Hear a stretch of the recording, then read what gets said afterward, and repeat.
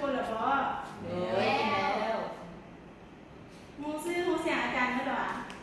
ยังเพื่ออาจารย์ชื่ออาจารย์ทุกตาห้องวิไลน้องมาจากสถาบันอาจารย์ก็เคยเห็นอยู่นี่แหละเคยเห็นอยู่นี่ชั้นสูงแล้วไปต่อปริญญาตรีที่สถาบันเนาะอาจารย์ก็มาฝึกหัดอยู่เฮียนเท่านี้บ้านเกิดอาจารย์อยู่ไหนอีกเมืองปัตตานีแถบที่คำใจนี่แหละ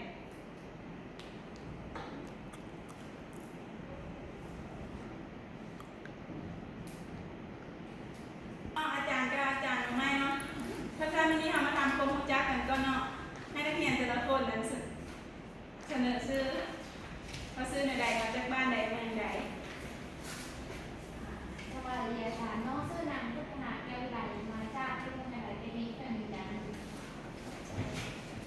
สวัสดีจ้าน้องเซลล์ตั้งที่มีมาจากไม่ใช่ยังไงที่นี่แข่งกันสวัสดีจ้าน้องซื้อโกเกียวการธรรมมาจากโรงเรียนเทคนิควิชาชีพข้าวโกเกียวท่านซานเขาก็มูซื้อมูเสียงกันเมื่อแล้วเนาะเขาไปอาจารย์ก็มาชื่อซื้อเมื่อเนาะอาจารย์ก็มาไม่อาจารย์ชิคอยชื่อจำไปทีละคนเนาะให้ชื่อเบิร์ดก็ชื่อมาได้ท่านซานเขามาเข้ามาซื้อบนเฮียเลยเนาะเมื่อนี้เฮียนิชาอย่างสี่บัญชีภาษา อัง อัง ก กฤษ ฤษ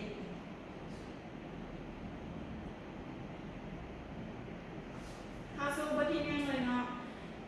การบัญชีเบื้องต้นเนาะข้อที่หนึ่งการบัญชีเนี่ยอย่างพวกน้องเคยมีมาคนที่ยินดูอยากให้เขาเข้าใจเพราะว่าถ้าเราเรียนเรื่องผิด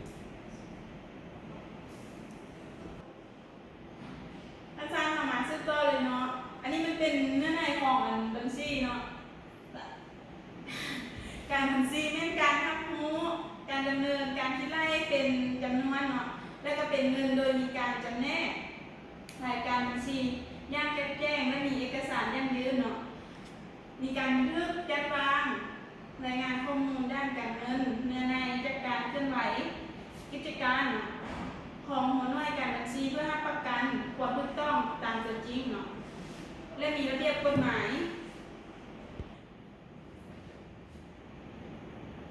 ที่อาจารย์อธิบายนั้นเข้าใจว่าสำหรับการบัญชีเป็นอย่างมีอย่างเข้าใจว่า ขอถามได้ไหมเรื่องนั้นเอกสารยังอยู่นี่มีอย่างเดียว เอกสารที่ยื่นนี่มันมีใบบินเนาะมันเป็นใบอนุมัติต่างๆเนาะคือเห็นใจว่าจำนวนเงิน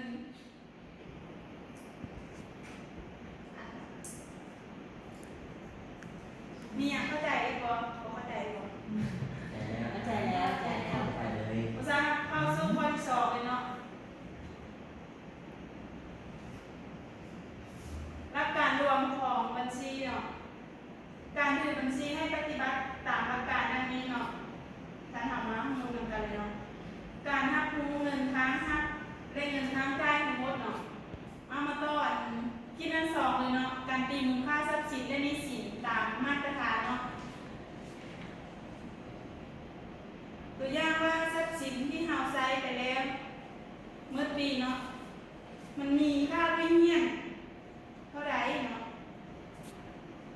ความเข้าใจง่ายเกี่ยวข้องการความเชื่อถือได้และการสุเทียบกันเนาะแม้เวลาที่เราสรุปเป็นบัญชีเนาะต้องให้คนอื่นเข้าใจบ่ให้ย่อ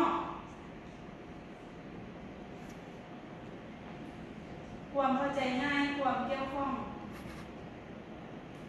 ความรอบคอบนั่นเองเนาะต้องให้ละเอียดจะแจ้งเนาะความเป็นเอกลักษณ์ของปีการบัญชีเนาะความเป็นเอกลักษณ์ก็ยังว่าเราสร้างตั้งธุรกิจเรามีความพร้อมเวลาไหนเราก็ต้องสร้างเวลานั้นเลยเนาะความถาวร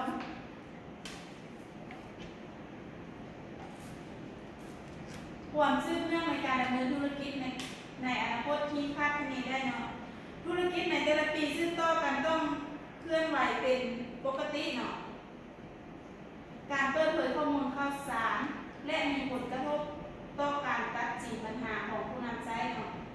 หมายความว่าความถาวรไม่เลือกเอาวิธีใดวิธีหนึ่งตามระเบียบการบัญชีเนาะ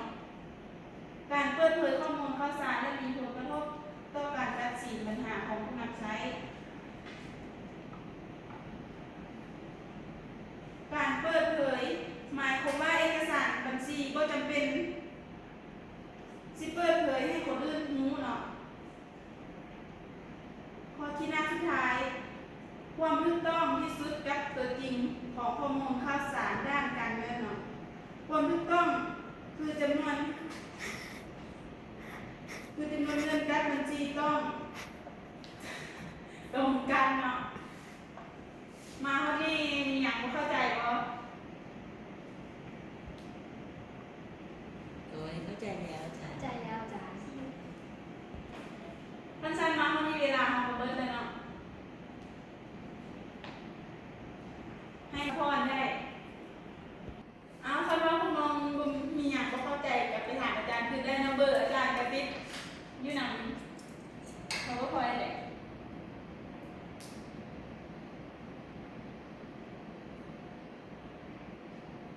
อันนี้คือเบอร์ที่ต้องหาอาจารย์เลยเนาะพอแท เอน อ ก็ ได้ ได้